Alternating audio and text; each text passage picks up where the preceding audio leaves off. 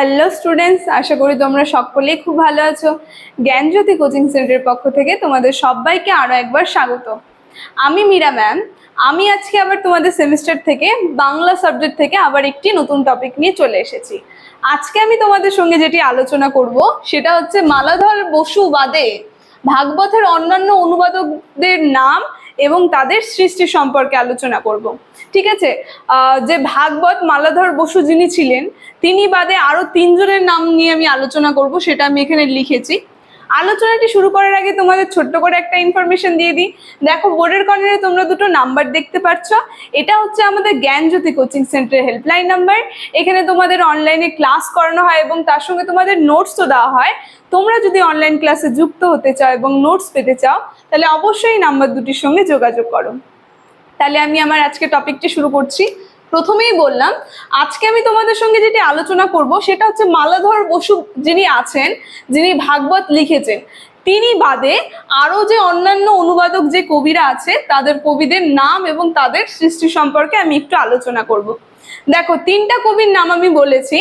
মালাধর বসু বাদে আরো তিনজন কবি আছেন, যিনি হলো রঘুনাথ ভাগবতাচার্য, আর দুয়ে আছে কৃষ্ণদাস কবি, আর তিনে আছে বলরাম দাস। এই তিনজন ছিলেন, এরাও ভাগবত লিখেছিলেন। ঠিক আছে, এবার দেখো, আমি যদি রঘুনাথের সম্পর্কে বলি, আমি এখানে একটু একটু করে লিখেছি। রঘুনাথ যিনি ছিলেন তিনি শ্রীকৃষ্ণ প্রেম তরঙ্গিনী গ্রন্থটি লিখেছিলেন। তিনি ছিলেন ষোড়শ শতকের কবি। ঠিক আছে, ষোড়শ শতকের সময় এই রঘুনাথকে পাওয়া গিয়েছিল। তার সম্পর্কে আমি যদি আরেকটু বলি, আমাদের চৈতন্য দেবের সমকালীন সময় সেই রঘুনাথ কবি ছিলেন, তিনি যে ভাগবত কথা লিখেছিলেন। কারণ তার সঙ্গে, সেই চৈতন্য দেবের সঙ্গে তার একটা গভীর যোগসূত্র পাওয়া যায়। আর এই যে আমি বলছি যে রঘুনাথ ভাগবতাচার্য, এই ভাগবতাচার্যটা হচ্ছে একটা উপাধি, যেটা চৈতন্য দেব আমাদের মহাপ্রভু যিনি ছিলেন, এই ভাগবতের ওপর তার গভীর দখল, এই যে রঘুনাথের একটা গভীর দখল দেখে, মানে তার একটা বিশাল কৃতিত্ব দেখে তাকে কিন্তু এই উপাধি দিয়েছিল সেই মহাপ্রভু চৈতন্য ভাগবতাচার্য। এটা একটা উপাধি। ঠিক আছে, তো মহাপ্রভুর সঙ্গে তার একটা গভীর যোগসূত্র পাওয়া যায়, এটা আমরা দেখলাম। তারপরে যদি আমরা দেখি একটু এই রঘুনাথের সম্পর্কে, যে রঘুনাথ হচ্ছে ব্যাসদেবের ভাগবতের সেই সব স্কন্ধই তিনি অনুবাদ করেছেন। আমরা জানি যে ব্যাসদেব ভাগবত অনুবাদ করেছে, তার মধ্যে যে আরো বাকি খণ্ডগুলো রয়েছে সেটা সমেত সব খণ্ডগুলি কিন্তু তিনি অনুবাদ করেছেন, একটাও বাদ রাখেনি। আবার এই যে মালাধর বসু যিনি ছিলেন, তার মতনই দশম থেকে দ্বাদশ খণ্ডে তিনি মূলভাবে প্রত্যক্ষভাবে অনুসরণ করেননি। যেরকম মালাধর বসু এই দশম থেকে দ্বাদশ খণ্ড মানে হালকাভাবে অনুবাদ করেছে, প্রত্যক্ষভাবে করেনি, তেমনি এই রঘুনাথও প্রত্যক্ষভাবে সেটা নিয়ে করেনি, হালকাভাবে সেটা নিয়ে অনুবাদ করেছে।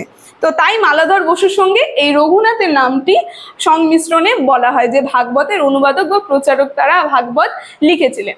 দেখো, রঘুনাথ সম্পর্কে আমি লিখেছি, তিনি কি করেছিলেন, শ্রীকৃষ্ণ প্রেম তরঙ্গিনী এই গ্রন্থটি তিনি লিখেছিলেন। ঠিক আছে, আর যদি বলি তিনি কোন সময়ের কবি ছিলেন, তিনি ছিলেন ষোড়শ শতকের মধ্যভাগে, যে কবি মধ্যভাগ যে সময়টা ছিল সেই সময়ের কবি ছিলেন এই রঘুনাথ ভাগবতাচার্য।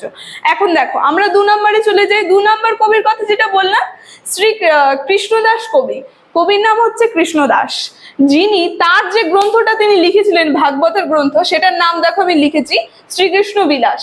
আর যদি বলি তিনি কোন সময়ের কবি ছিলেন, তিনি ছিলেন সপ্তদশ শতকের শুরুতে, বলতে ষষ্ঠ শতকের শেষে আর সপ্তদশ শতকের শুরুতে তিনি এই শ্রীকৃষ্ণ বিলাস গ্রন্থটি লিখেছিলেন।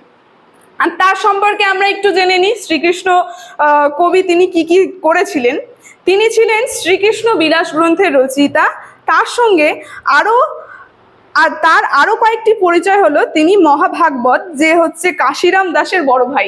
আমরা জানি ভাগবত যিনি লিখেছিলেন তিনি হচ্ছে কাশিরাম দাস। এই যে ভাগবত একটা এত বিশাল গ্রন্থ, তারই কিন্তু ভাইয়ের নাম ছিল এই কৃষ্ণদাস। এটা হচ্ছে তার আরেকটি পরিচয়। ঠিক আছে, তারপরে যদি আরেকটু বলি আমি, দেখো, গবেষকদের মতে তার রচিত গ্রন্থখানি সমাপন হয়েছে ষোড়শ শতকের শেষের দিকে। ঠিক আছে, মানে ষোড়শ শতকের শেষের দিকে আমরা তার গ্রন্থগুলি একটু দেখব, আর সপ্তদশকের প্রথম থেকে লেখা হয়েছে।